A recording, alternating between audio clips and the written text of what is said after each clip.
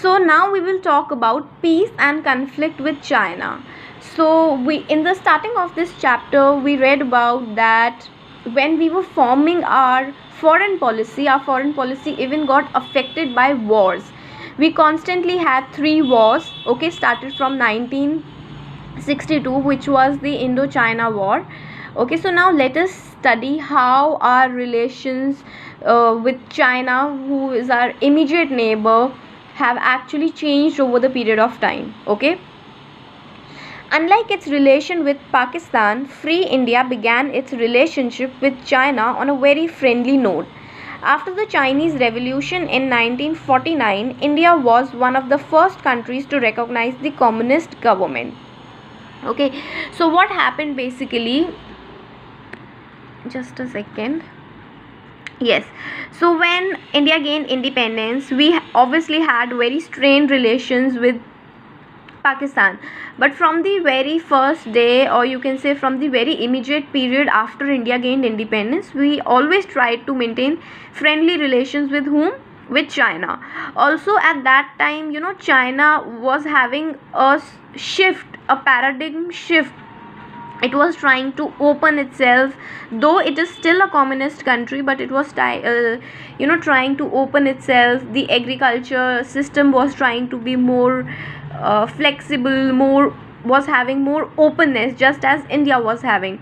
So in fact, India was one country who actually recognized India in its communist government. This we will study in the contemporary book in detail also. So India was quite an easy breezy towards China, was having friendly goals, friendly relations with China. Nehru felt strongly for this neighborhood that was coming out of the shadow of Western domination and helped the new government in international forum. In fact,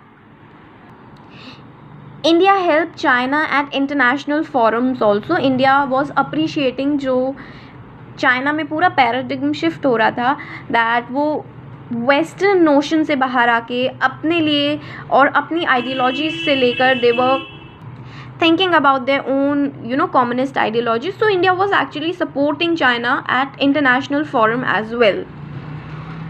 Some of his colleagues like Vallabhbhai Patel were worried about the possible Chinese aggression in future, but Nehru thought it was exceedingly unlikely that India will face an attack from China. For a very long time, Chinese border was guarded with paramilitary forces, not the army.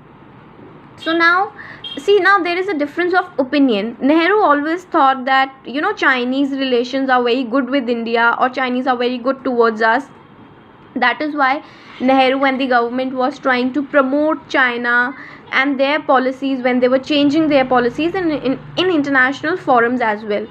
But the colleagues of Nehru, they were in a little different opinion with the Nehru in terms with China. Like talking about Vallabhbhai Patel was always worried that China might attack someday India, or it might have aggressive intervention in India. But Nehru was very calmer on this side, and Nehru was of the view, no, China can never attack India in this way.